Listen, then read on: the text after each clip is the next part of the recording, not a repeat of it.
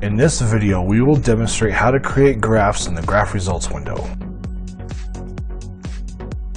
First, click the green arrow on the main toolbar to run the model.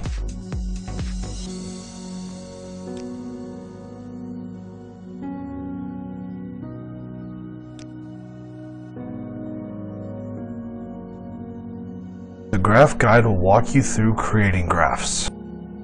Once you are comfortable creating graphs, the graph guide can be hidden in the settings. Let's use the graph guide to create a simple graph. For this model, there is one type of graph available that can be created for a profile plot where you can see parameter changes along a flow path. If you have a pump in your model, you will see a second type appear to create pump and system curves. Click the graph type and follow the steps.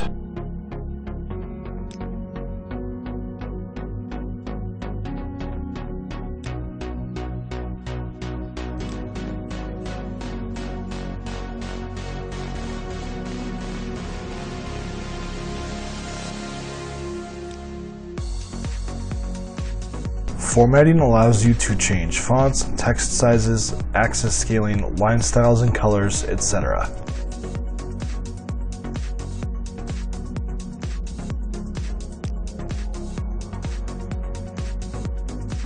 Right-click the chart and axis titles to change chart and axis names, text sizes, and axis scaling. Checkboxes inside the legend can be used to toggle the data series on and off. There are many useful tools in the Graph Results toolbar you can work with. Be sure to give them a try.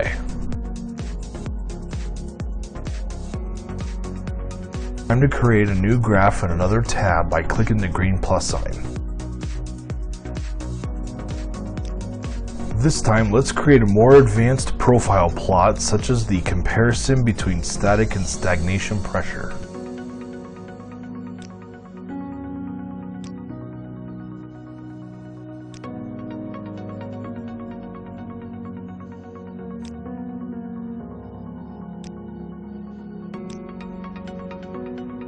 To add a parameter to the secondary y-axis, select the parameter and click the blue arrow pointing to the right to indent the parameter.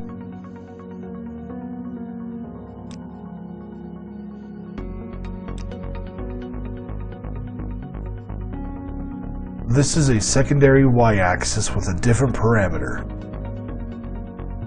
You can also add a secondary y-axis by adding two rows for the same parameter but using a different set of units.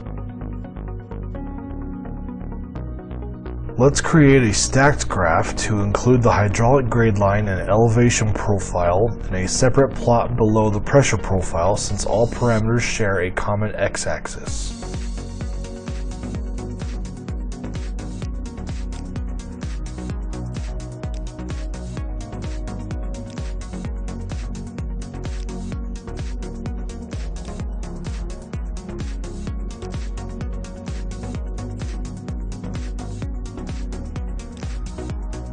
We now have two profile plots stacked on top of each other.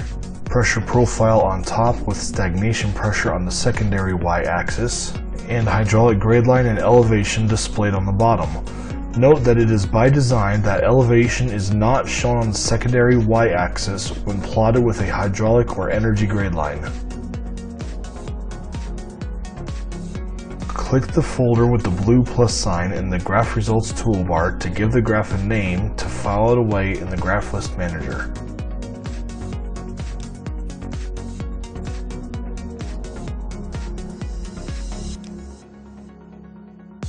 The border color changes to a dark green color to identify the graph was added to the Graph List Manager. The color coding also shows which graph list item and parameters that the plot corresponds to.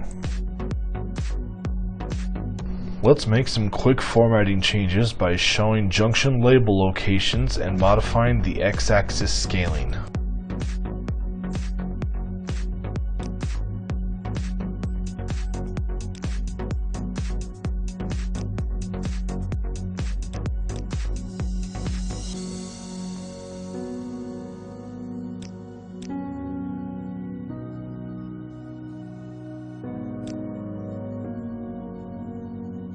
light green border indicates we changed the graph list item.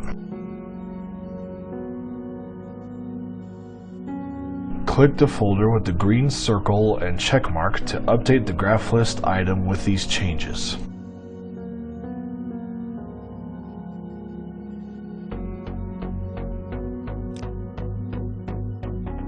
Don't forget to save your model file. New graph list items and changes to graph list items are not saved until your model is saved.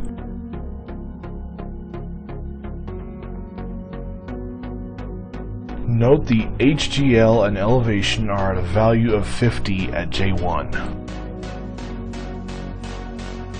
Let's make a model change by increasing the supply reservoir liquid surface elevation.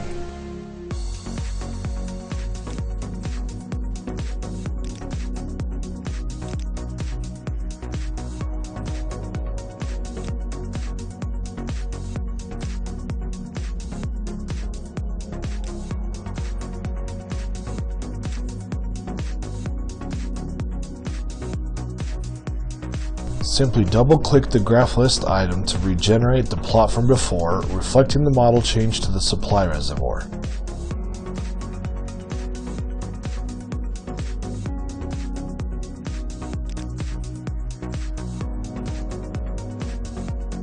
As you can see, the graph list item reflects the changes made such that the HGL and elevation are equal to a value of 60 at J1. This completes the Quick Start video tutorial series on creating graphs in the Graph Results window. Thanks for watching, and feel free to refer to the other topics in our AFT Fathom Quick Start video tutorial series.